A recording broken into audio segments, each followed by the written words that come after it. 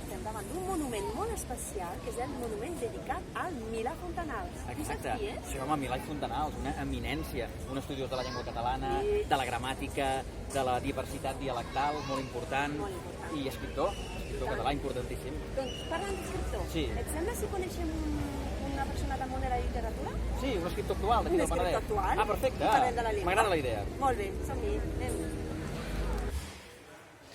Hi ha una expressió típicament penedesenca que fem servir els penedesencs de socarrel.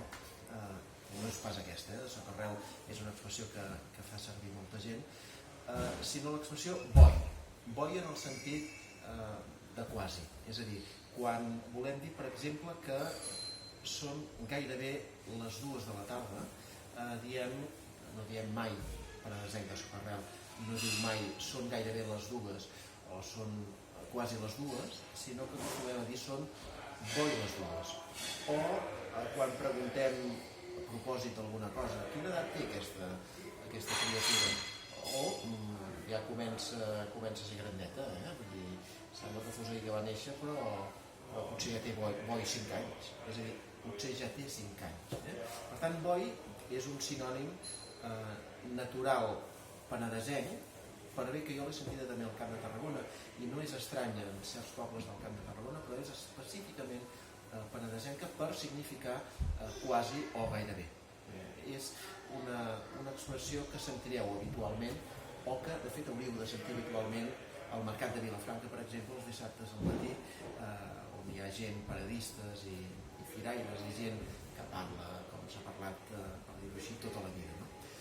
El problema d'aquesta expressió és que no se sap ben bé com s'ha de reproduir en l'escriptura. És a dir, l'Alcover Moll, si no recordo malament, l'escriu junta, que és el que defensa també altres escriptors, però jo crec que potser s'hauria d'escriure separada, bo i. El problema d'escriure-la separada és que es podria confondre amb el bo i de simultaneïtat. Ho feia o cantava boi treballant al camp, és a dir, cantava al mateix temps que treballava al camp. Sí, com vulgui. L'escrivim junta o separada, boi és una expressió típicament penedesenca que vol dir quasi o gairebé. Què t'ha semblat el Penedès? Molt bé, Sí, no? m'ha agradat molt. Sí, perquè a part he vist que hi ha una varietat dialectal brutal. Al principi em costava d'entendre algunes paraules, però ara ja les he anat aprenent, ja sé que és un pela. Molt bé, ja puc anar per aquí tranquil·lament. Negarlanda, Sí. moltes coses. I a més, hem trobat parlants de llengües molt diferents. Sí, No només el català, també està bé. Diversitat lingüística de tota mena aquí. I hem trobat un poble llengüaferit, Sant Pere de Riudebitlles. Molt llengüaferit. Molt bé. Doncs res. Què fem? Marxem d'aquí i seguim la ruta, no? Sí, ara pensarem cap on anem, no? Som-hi! Som-hi!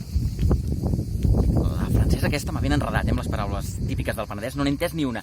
Però ja sé on farem un vídeo, ja l'enxamparé amb ella. Mireu. No, Sabanell no. Sabadell! Sí!